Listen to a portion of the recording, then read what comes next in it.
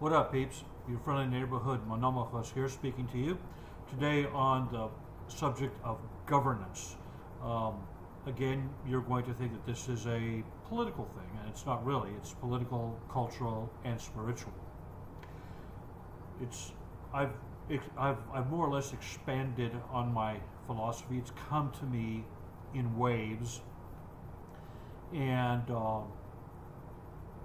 you'll see from some of my answers to some of you all on my latest thing regarding November 8th, the election, what happened, that I have some ideas that are probably scandalous to some, but I do believe that God and His angels are operative in the affairs of man. Up above, you will see my essay on what I've come to believe is probably the best form of government that there is, with the caveat that all forms of government are ultimately inferior and ultimately will fail. However, what I wrote above is based on what I see in the broad sweep of history. Okay. So you can read those comments above. I want to flush them out a little bit below, maybe give you the backstory on why I've come to view constitutional monarchy within a Christian context as probably the most stable, safest, and happiest form of government for the most part, for the most people. I wasn't going to do this presently. I was going to wait another month or so, but something happened yesterday that just set me on edge. And that was the opinion, the tweet of John Brennan, the former CIA director, in which he publicly threatened, in a roundabout way, the sitting president. Now, if I were Trump, I'd have him in leg irons and clap him in chains and put him in a dungeon where the sun don't shine and he doesn't see daylight for at least a year. I'll address his comment directly and then pivot. When the full extent of your venality, moral turpitude, and political corruption becomes known, you will take a rightful place as a disgraced demagogue in the dustbin of history. You may scapegoat Andy McCabe, but you will not destroy America. America will triumph over you. Now, this is so scabrous. This is so insane that I don't know where to begin. I really don't. First of all, we live in a democratic republic. Here, the people rule. At least that's what they taught us in civics. The people elected Donald Trump. End of story. He's legally qualified to stand for election. He won. Okay? However, let's dig a little bit deeper. He talks about moral turpitude. What the hell does that mean after Bill Clinton and Barack Obama? Obama, who was a closeted homosexual. Okay? Obama, who did his best to ensure that the Wall Street banksters who wrecked our economy walked scot-free. When you talk about moral turpitude, are you talking about LBJ? Are you talking about FDR, who slept with his cousin? What exactly do you mean, moral turpitude? Venality. Okay, he's a businessman. Businessmen are venal. Go back to Aristotle. Read what he writes in the Ethics, or Plato in his Republic. Okay?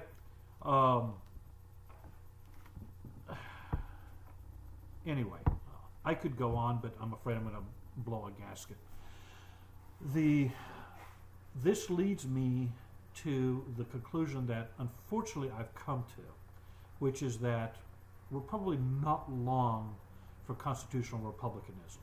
When you have bozos like John Brennan and his acolyte Samantha Power threatening the sitting president of the United States and the American people, make no mistake, the American people, then why have elections? Why not just have a rule by philosopher kings? Well, why not? If you're going to do everything in your power to undermine the duly elected President of the United States by illegal, nefarious, and suspicious means, then we don't really live in a constitutional republic. We live in a banana republic. Okay, so enough of that. I'm sure I'll have more to say on this as time rolls on. I think Trump is protected by the Lord for whatever reason, and whoever has gone against him falls and fails. Some people die. Okay, so my thoughts on government. This is not a secular issue. And it's certainly not a spiritual issue, but it's both. We are psychosomatic beings. That means we have a psyche, a soul, and we have a soma, a body. We are saved in the body. We are saved in the world. We are called to be good stewards, not only of our bodies, which are temples of the Lord, but of the world itself. Okay? That's why we have regulations. That's why we have hunting seasons. That's why we have fishing licenses. That's why we have crop rotation, among other things. I don't want to bore you. Okay, so why do I come to the belief that maybe the only sane form of government is Christian monarchy? Well, as we can see from John Brennan's tweet, the election of Trump pretty much laid bare the facade that we've been laboring under, the facade of constitutional governance. Oh, sure, if you're a Republican, if you're a cuck, if you're a conservative, you'll stand up for President Obama. Okay? You'll salute him when he says we're going to war. But they won't do that on back. In fact, they'll actively undermine the president who was elected, who they don't like, simply because they don't like him, because they know better. How scandalous is that? Anyway, the good news is we now know.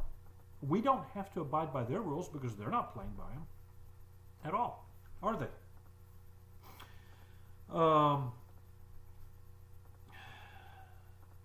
They just don't buy into Republican governance or constitutionalism when it doesn't suit them.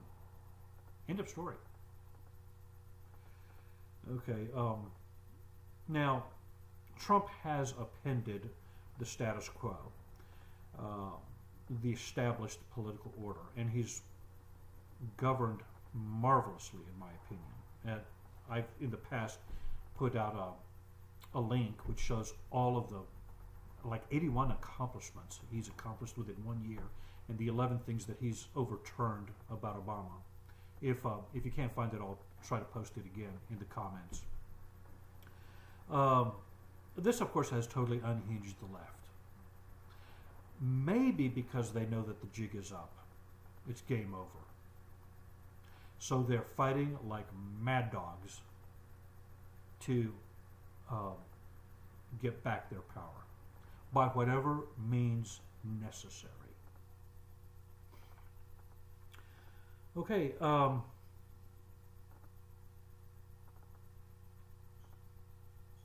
what can I say? If they are not restrained, there's going to be some scary shit going on here. Pardon my French.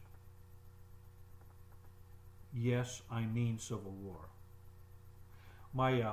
One of my sisters just returned from Guatemala,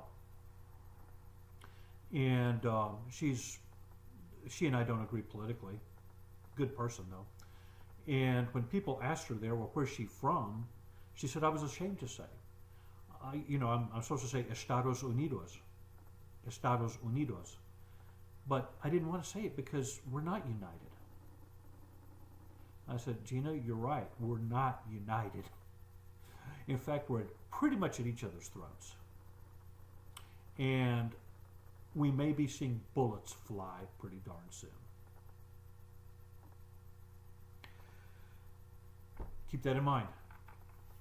Okay. However, let's take the long view here.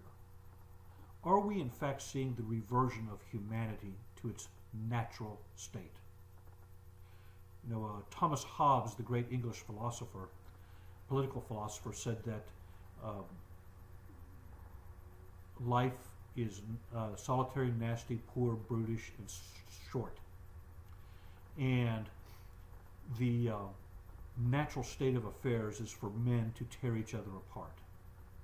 Hence, an overlord, a tyrant, a monarch is needed to restrain the baser passions of man. I'm paraphrasing.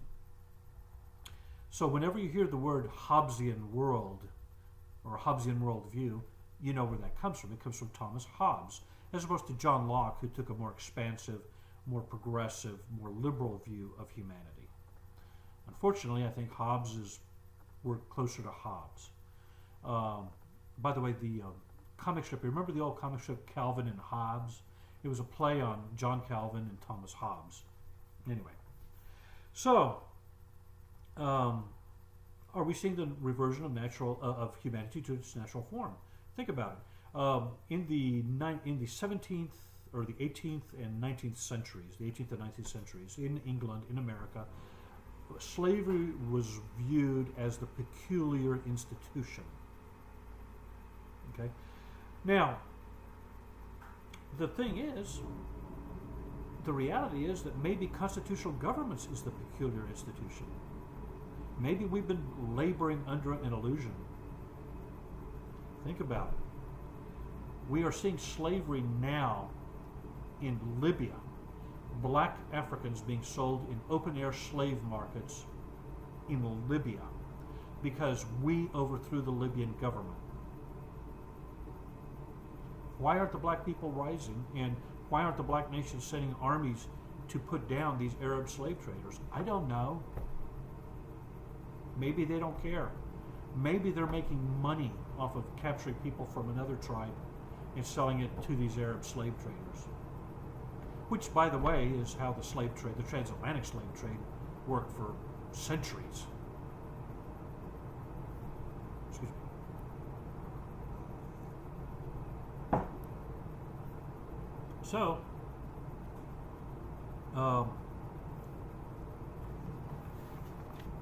where are we? Where does this leave us? Well, the Hobbesian worldview mandates us looking at life realistically, if we accept the Hobbesian worldview. Well, what's the thesis? On the one hand, you have absolute tyranny. The antithesis is mobocracy or anarchy. In this Hegelian dialectic, the synthesis is some type of constitutional governance. However, we are probably on the last legs of constitutional governance. Especially if Trump fails. If Trump fails, there will be hell to pay. If he's removed from office, there will be outright civil war. Heads will roll. So, is there another synthesis that's a little bit better and more long-lasting? Yes, I believe it's constitutional monarchy. And as I wrote above, you can read my reasons for it. In the meantime, that's about it. Sorry for the length of this. It's about 15 minutes. Pax vobiscum. Let's try to love one another. Adios.